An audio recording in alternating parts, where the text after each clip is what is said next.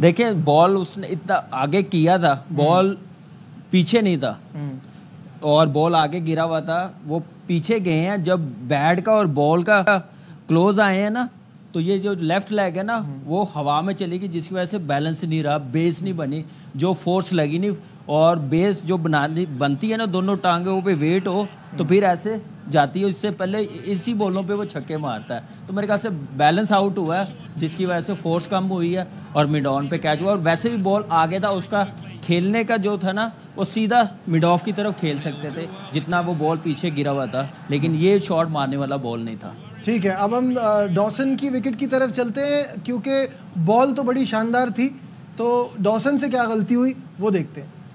देखिए डॉसन से आप देखें कि उसने wide of the crease ball किया, तो ऐसे लगता है कि टांग पे बॉल आया है, थोड़ा सा गिरा ज़रूर था, लेकिन टांग जो है फ्रंट लेग जो है ना बिल्कुल थोड़ी सी लेग साइड पे गई है, सीधी नहीं गई, बॉल की लाइन में नहीं गई, जिसकी वजह से बैट मिड विकेट की तरफ चला गया। अगर बॉल लाइन में होता, बॉल की लाइन में टांग होती तो ऑटोमेटिकली बॉल मिड ऑन पे खेला जाना था। ये गलती की है, जो रूम मिला और लूप के साथ ब्रेक हुआ और बोल्ड हो गया।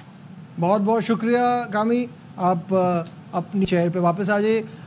बासित भाई, ये दोनों विकेटें ऑब्वियसली बड़ी इंपॉर्टेंट थी, स्पेशली डॉसन को तो जैसे हमने बात भी की कि बड़ा ज़बरदस्त बॉल पड़ा, क्लासन का रुकना भी बड़ा ज़बरदस्त हो जाता उनके लिए।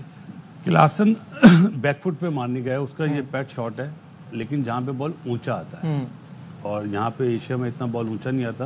और जो कामरान ने बात बोली कि बैलेंस आउट हो गया, बिल्कुल सही बात है, जिससे फोर्स नहीं लगी। और जो अपना डॉसन की बात है ना, वो बेसिकली उससे पहले आप 3-4 बॉलें ज़रूर देखें, सेटनर ने तेज करी है वाइड ऑफ क्रीज और वो सिंगल ले रहा था।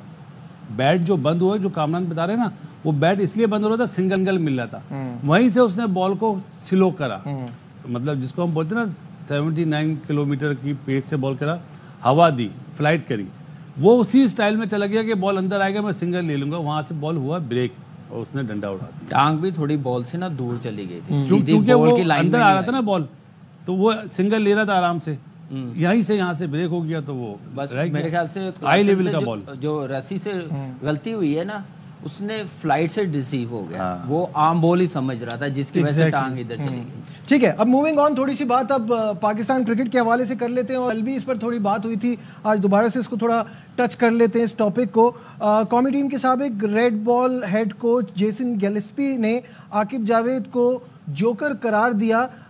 वो उन्होंने सोशल मीडिया पर कहा कि आकिब तीनों फॉर्मेट में हेड कोच बनने के लिए मेरे और गैरी के खिलाफ मुहिम चला रहे थे। तो इस पर बासित भाई पहले आपकी तरफ आता हूँ, आपने कल भी ये बात की है कि ये पहले अपने काम तो देख लेते, अपनी परफॉर्मेंस तो देख लेते ये बातें करने से पहले। जब गैरी किर्स्टन अमेरिका से मैच हारा था, उस टाइम आकिब जावेद क्या बोर्ड में था? नहीं था। किसने बोला कि फखर जमान साहब आप जाएं, लेकिन फेस इफ्तिखार करेगा? कौन था? Gary Kirsten. सुपर ओवर किससे कराया? जहाँ वहाँ पे शाहिनशाह अफरीदी मौजूद था, आमिर से कराया, किसने बोला? Gary Kirsten. वहाँ पे तो आकिब जावेद नहीं था ना, दूर दूर तक नाम नहीं था। सही बात। उसके बाद जिन्होंने जोकर बोला है जेसन गिलेस्पी साहब ने, बांग्लादेश के अगेंस्ट कौन हेड कोच था? यही थे, जिन्हें पिच बनाना नहीं आई।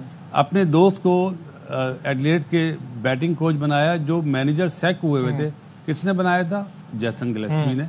ये वो हकीकत है जो पीसीबी वाले बताते नहीं है। इतना बड़ा स्टेटमेंट दिया है, खुलकर आए, सामने बताएं। जब आप बांग्लादेश से हार गए, फिर आप इंग्लैंड से पहला टेस्ट मैच हार जाते हैं। उसके बाद आकिब आता है, आकिब टेक ओवर करता है, ब्रेक पिच बनवाता है, पंखे लगवाए, जो भी लगाए उसने।